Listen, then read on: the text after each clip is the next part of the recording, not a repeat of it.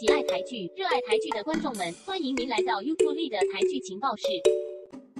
第5名，浪漫输给你。第1集这部有华丽卡司的言情穿越剧，第1集看起来还已经真的怪怪的。小编还以为自己在看跟鲨鱼接吻的19集，也是那些好野人的儿女在抢来抢去，男主角也是有钱总裁的小三，生下来的孩子又是这样抢遗嘱、抢公司，也是有这些龌龊的手段，甚至贺明丽还夸张的要推贺天行下去。还有，就算那什么天亮集团那么厉害，可以把坠楼的真相淹没，只手遮天，作为正常人的郑晓恩也应该要报警吧，种种的不合理。究竟是不是制作团队把小说和现实的情节不小心对调来拍呢？小编真的气得全身发抖，差点有冲动想要弃剧不看，希望下一集开始到了小说世界就能把一切的 nonsense 合理化吧。第4名，复活。第11集，程又宽似乎找到自己做噩梦和这一连串不幸事件的症结，也找到李耀清愿意配合他揭穿徐兆德的假面具，但似乎富可敌国的徐兆德也立刻找到方法制止他们，甚至还把毕可威和程又宽的妈妈抓起来当人质。看来追寻真相的路也真的遥遥无期。对程又宽和毕可威而言，他们只是希望徐兆德认罪，但身为董事长的他知道，如果现在就认错，他的所有一切都会身败名裂。而程又宽常常说他自己当年的歹念头害得毕可威一家撞车身亡，究竟是他用来保护毕可威不被徐兆德所害，还是这也跟神隐多时的程大器有关？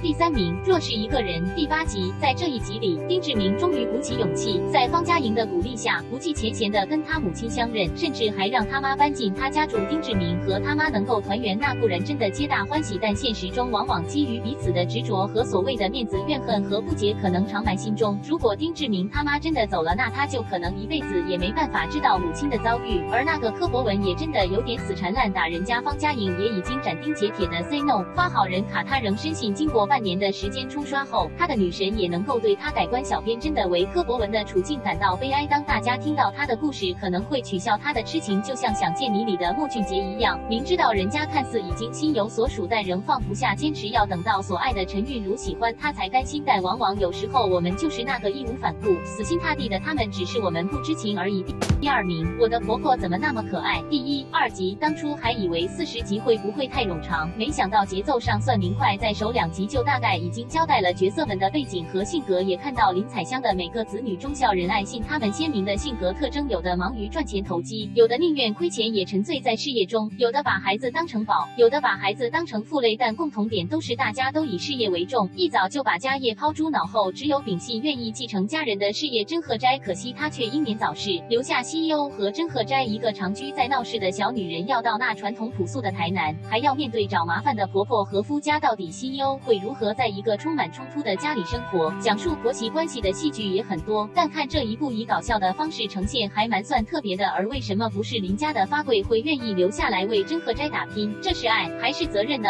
还是纯粹没钱呢？看来未来的38集也将慢慢解开这个林家和甄鹤斋的秘密。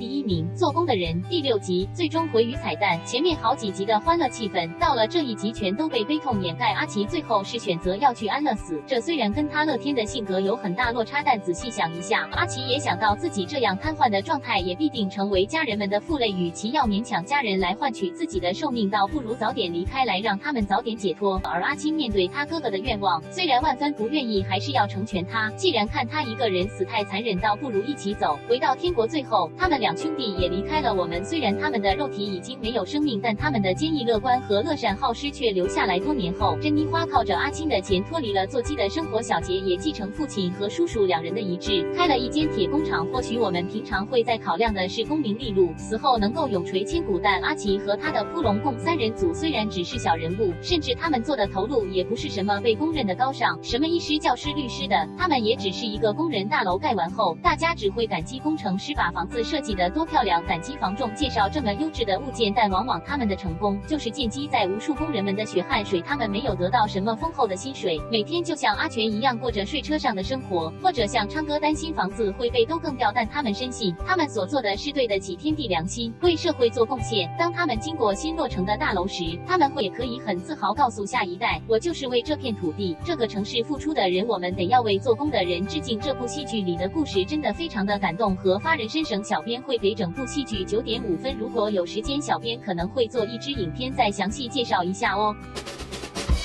好，这就是本周的排名，而现实同居后8天的第7集将会在下周的台剧排行榜播出哦，拜拜。台剧情报室，我们下次见。